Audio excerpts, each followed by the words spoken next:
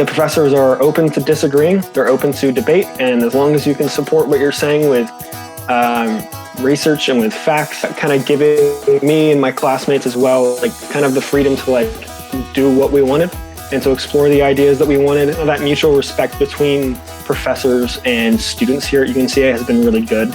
His work was accepted to be presented at the Appalachian Studies Conference, which is very unusual for an undergraduate. Zach is really steeped in the 18th century. One of the things that was so impressive was how he was able to really make connections to issues of our contemporary world. So my research has to do with the era of good feelings in Kentucky. The era of good feelings was a decade during the administration of James Monroe. What James Monroe did is he really pushed for national unity, nonpartisanship.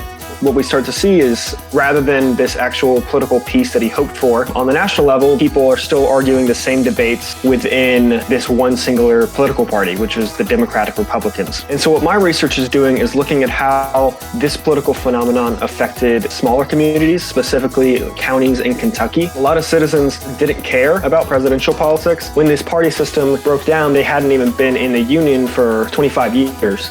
So they didn't have this long history to know which faction they're going to be a part of. A lot of historians argue that the era of good feelings just continued the same status quo, even though everyone was technically in the same political party. But my project is hoping to argue that it did have a significant impact on smaller communities. In 1824, which was a contentious election by all means, still less than 30% actually voted. Right now, there's a lot of people who are indifferent. And there's a lot of people who don't see these presidential elections as being that consequential. In this time, as we see in 1824, we need to be conscious of how the most powerful person in our nation affects our day-to-day, because it does. Even if they don't pass a specific law that affects you or your business or your identity, it still affects the culture of America.